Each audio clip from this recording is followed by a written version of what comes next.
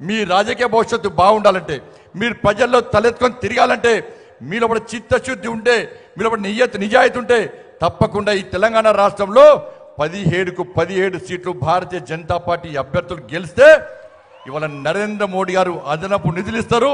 ఇవాళ మేము కొట్లాడి తీసుకొస్తాం. కాంగ్రెస్ పార్టీకి ఓటేస్తే తీసుకుపోయి మూసినాలు వేసినట్టు. ఇక బీఆర్ఎస్ పార్టీ పరిస్థితి నా ఘర్కా నా ఘాట్కా, ఇక్కడ లేదు అక్కడ లేదు, ఈడ వీకనోడు ఆడ వీక్తాడట.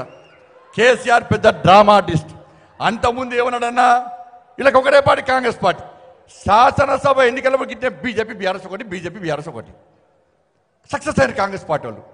ప్రజలు నమ్మితే సక్సెస్ అయ్యారు. ప్రజలు నమ్మిరు కూడా వాస్తవానికి. అది తప్పని ప్రజలు గుర్తించలేకపోయారు. మళ్ళా పార్లమెంట్ ఎన్నికలగానే మళ్ళీ బీజేపీ బీఆర్ఎస్ కూడా అంటున్నారు. కాంగ్రెస్ పార్టీ ప్రచార వస్త్రాలు లేవు. 6 గ్యారెంటీలు ప్రజలు నంబరం చేసి ఇది స్టార్ట్ చేశారు. ఈ ఎన్నికల ముందు, శాసనసభ ఎన్నికల ముందు వాస్తవంగా జరిగింది ఏంటి అంటే, శాసనసభ ఎన్నికల ముందు బీఆర్ఎస్ పార్టీకి సంబంధించిన కొంతమంది మంత్రులు భారతీయ జనతా పార్టీలో చేరుతాను సార్, ఈ కేసీఆర్ ముఖం పెట్టుకొని ఓట్ల కోసం పోతే ప్రజలు చీటు అంటున్నారు, ఈ కేసీఆర్ ముఖం పెట్టుకొని ఓట్ల పోయే పరిస్థితి సార్, మాకు నరేంద్ర మోడీ ముఖం కావాలి సార్, నరేంద్ర మోడీ కావాలి సార్ మాకు అని చెప్పి చాలా మంది బీఆర్ఎస్ పార్టీ మంత్రులు బీజేపీలో చేరడానికి వచ్చారన్న వాస్తవం కూడా నాకు కలిసినప్పుడు. అప్పుడు రాష్ట్ర అధ్యక్షుడు నేనే, నన్నే వచ్చి కలిసిర్రు.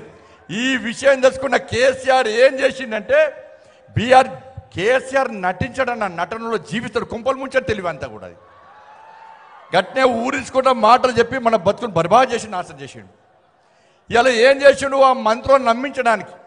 ఇలా ఏ నాయకుడైనా తన మీద విశ్వాసం ఉండే విధంగా ధైర్యం చెప్పలేదు నాయకులకు. కేసీఆర్ మీద పార్టీ నాయకులకు విశ్వాసం లేదు. ఇలా మంత్రులను పిలిచి ఏం చేసిండు, నాకు ఢిల్లీ నుంచి ఫోన్ వచ్చింది, నాకు కేంద్ర మంత్రి పదవి ఇస్తారట, మరి పోదామా అన్నాడట.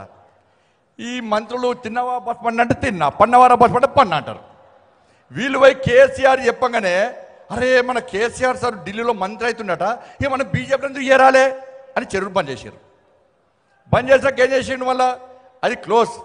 మళ్ళీ ఇప్పుడు ఏం చేసిండు, ఈయనకట మోడీ గారు ఫోన్ చేశారు పోటీగానికి. నాకు ఈయన పార్టీ గింత పార్టీ పార్లమెంట్లో పార్టీ నుంచి పోటీ చేయడానికే ఎవరు వస్తలేరు. పార్టీకి పార్లమెంట్లో అభ్యర్థులకి వెళ్తలేరు, పోటీ చేయడానికి ఎవరు లేరు. పోటీ చేస్తే తెలంగాణ రాష్ట్రంలో బీఆర్ఎస్ పార్టీ 3వ ప్లేస్, వేరే పార్టీలు లేవట్లేవు, 4వ ప్లేస్ వస్తుంది.